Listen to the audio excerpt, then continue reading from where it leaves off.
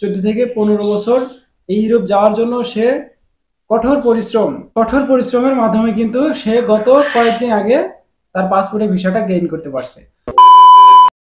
আজ 21শে মে 2024। তো আজকে ঢাকা, চট্টগ্রাম এবং সিলেট এই তিনটা বিএফএস গ্লোবালে ভালো পরিমাণে একটা কালেকশন ছিল এবং আজকে কিন্তু ভালো পরিমাণে একটা তারা পাসপোর্টে তাদের ভিসাগুলো পাইছে। তো আজকে কতজন ভিসা পাইছে, আজকে কতজন রিজেক্ট পাইছে, ওয়ার্ক অ্যান্ড ফ্যামিলি ভিসা, সর্বশেষ আপডেট দেখার জন্য অবশ্যই অপেক্ষা করবেন আমার ওই মজুমদার ফ্রম ইটালি ওই চ্যানেলে। কিন্তু আজকে আপডেট ভিডিওটা ওইখানে আপলোড করা হইব, চাইলে আপনারা ওই চ্যানেলটাতে একটু চেক আউট করে নিতে পারেন। তবে এই ভিডিওটা আজকে রাত্রেবেলা পাইবেন। এখন এই সন্ধ্যাবেলা ভাইয়া আমি এই ভিডিওটা দিতেছি যে আজকে অনেকেই প্রশ্ন করে থাকেন যে অ্যাপয়েন্টমেন্টের যে সিস্টেমটা, এই সিস্টেম থেকে কি বর্তমান সময় এসে প্রতিদিন অ্যাপয়েন্টমেন্ট পাইতেছে? এত পরিমাণ অ্যাপয়েন্টমেন্টের জন্য ইমেল করা হয়েছে, তো সেই পরিমাণ কি ইমেইলের রিপ্লাই তারা দিতেছে, মানে অ্যাপয়েন্টমেন্টের ডেটটা কি তারা দিতেছে? এই বিষয়বস্তু নিয়ে কিন্তু আজকের এই ভিডিওতে আলোচনা করা হইব। প্লাস তার সাথে সাথে কথা বলা হইব যে অ্যাপয়েন্টমেন্টের ডেটগুলো দিতেছে তারা এম্বাসি থেকে, বিএফএস গ্লোবাল থেকে যে অ্যাপয়েন্টমেন্টের ডেটগুলো দিতেছে, তো কত তারিখের তারা ডেটগুলো দিতেছে।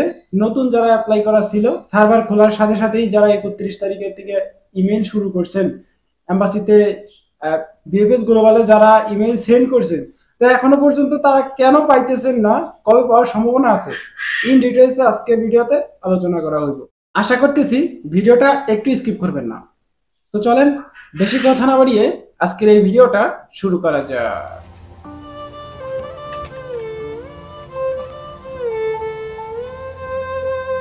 আসসালামু আলাইকুম বন্ধুরা, কেমন আছেন সবাই? আশা করি আপনারা সবাই ভালো আছেন, আল্লাহর অশেষ রহমতে আপনারা সবাই সুস্থ আছেন। তো যাই হোক, একটা ভাই আমাকে প্রশ্ন করছে যে ভাই অ্যাপয়েন্টমেন্টের ডেটগুলা পাইতেছে না কি কেউ?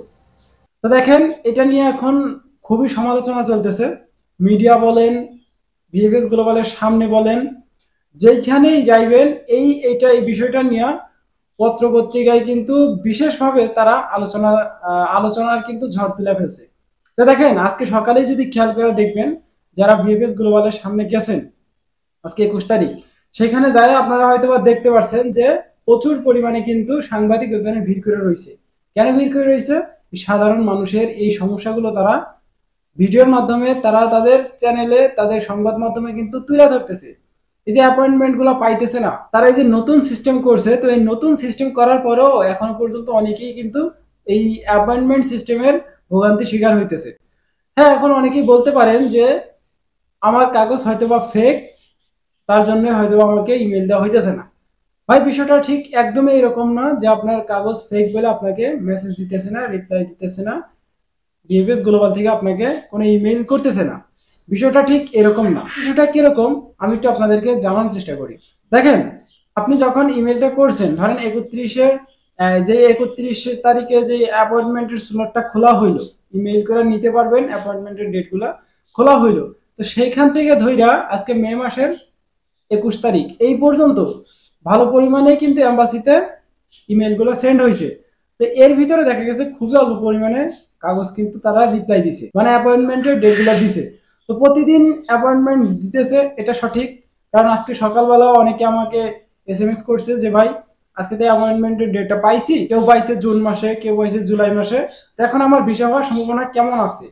তো যারা অ্যাপয়েন্টমেন্টের ডেটগুলো পাইছেন তারা 100% ভিসা পাইবেন, হয়তোবা কিছুদিন লেট হইব, এটাই হচ্ছে বিষয়। কারণ এখনো পর্যন্ত ব্যাপক পরিমাণে কিন্তু প্রচুর পরিমাণে কাগজ কিন্তু এখন এম্বাসিতে জমা আছে, সেগুলো ডেলিভারি না দিতে আপনাদের নতুন যারা অ্যাপ্লাই করা আছে সেগুলো কিন্তু ডেলিভারি দিব না।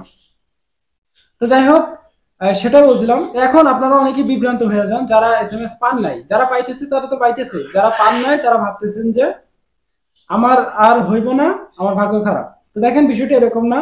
তারা ভিএফএস গ্লোবালের ওয়েবসাইটে, আপনারা এটাও ভাবতেছেন যে আমার নুলাস্তার মেয়াদ শেষ হয়ে যাইব, হয়তো বা 2 মাস আর 3 মাস আছে, এখন এই যে 2-3 মাসের ভেতরে যদি আমাকে ইমেল না দেওয়া হয়, এম্বাসি থেকে কোনো রেসপন্স না করা হয়, ডেট না দেওয়া হয়, রিজেক্ট না মারা হয়, তাহলে হয়তো আমাকে রিজেক্ট করে দিবে, আমাকে আর কোনো অ্যান্সার কিছুই দিবে না।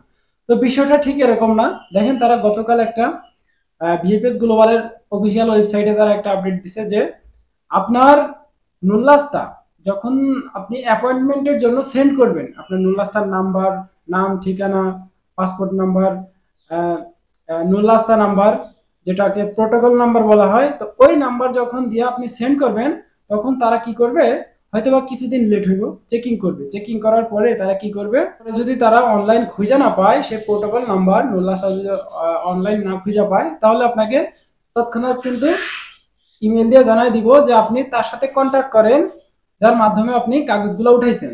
মানে সেই দালাল বা আপনার যে মালিক টালিক দিয়ে উঠাইছেন তার সাথে কন্ট্যাক্ট করতে বলবে। এখন অনেকেরই কিন্তু এই বিষয়টা কিন্তু রেসপন্স করতেছে না। দেখেন এত পরিমাণ কাগজ বিবেস গ্লোবালে জমা হয়েছে, ইমেইল কইরা সেন্ড কইরা জমা হয়েছে, সেটা কিন্তু গণনার বাইরে, যার কারণে তারা এত পরিমাণ ইমেইলে কিন্তু রিপ্লাই দিতে পারতেছে না, ইমেইল কিন্তু ডেট দিতে পারতেছে না। আর সবার কাগজ যে অরিজিনাল হইব তেমন তো কোনো বিষয় না। দেখেন এখানে অনেকেই রিজেক্ট করবে, অনেকেরই কিন্তু রিজেক্ট করে জানাইও দিতেছে যে আপনার কাগজ ফেক আছে, আপনি আপনার মালিকের সাথে যোগাযোগ করেন ইমিডিয়েটলি। তো এইভাবে কিন্তু জানাই দিতেছে, প্লাস তাদেরকে কিন্তু আরো কিছু কিছু যারা অরিজিনাল পাইতেছে তাদেরকে কিন্তু অ্যাপয়েন্টমেন্ট গুলো দিতেছে। তো আজকে সকালবেলাও অনেকেই প্রশ্ন করছেন যে ভাই অ্যাপয়েন্টমেন্টের ডেট কি দিতেছে, আমরা তো ইমেল করছি, আমরা তো পাইলাম না।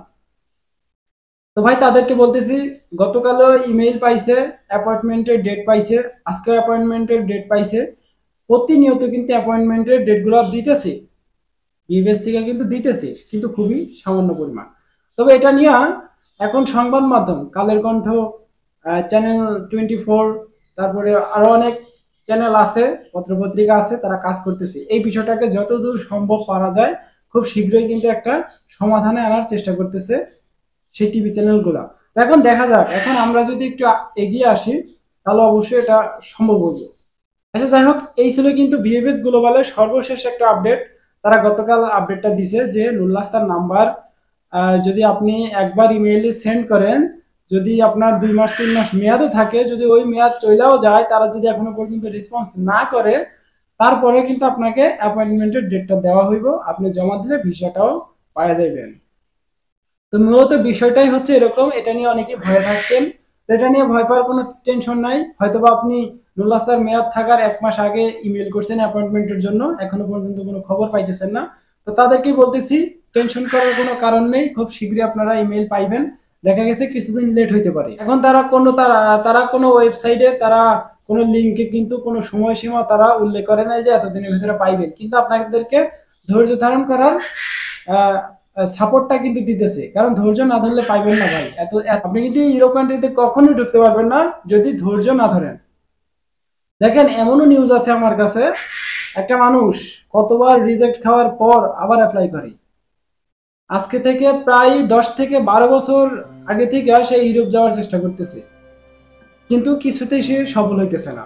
একবার চেষ্টা করতেছে স্পন্সারে, একবার চেষ্টা করতেছে এগ্রিকালচারে, একবার চেষ্টা করতেছে ফ্যামিলি বিসর্জন দিয়া।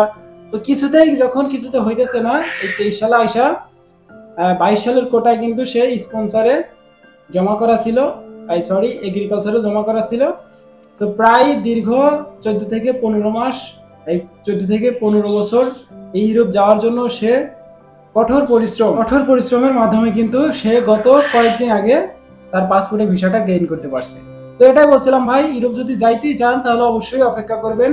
এই টাকা পয়সার মায়া প্লাস সময়ের মায়া যদি করেন তাহলে আপনি কখনোই ইউরোপ যাইতে পারবেন না। তো বিষয়টা হচ্ছে এরকম, এখন বর্তমান সময় এসে অপেক্ষা ছাড়া কোনো উপায় নেই। তো এই ছিল কিন্তু আজকের ভিডিও। দেখা হইতেছে আজকে রাত্রেবেলা একটা ছোটখাটো গুড নিউজ আপডেট ভিডিওতে, কালেকশন আপডেট ভিডিওতে। ততক্ষণ পর্যন্ত আপনারা সুস্থ থাকবেন, ভালো থাকবেন। Majumdar from Italy and Europe এই দুইটা ইউটিউব চ্যানেলের পাশেই থাকবেন। আল্লাহ হাফেজ।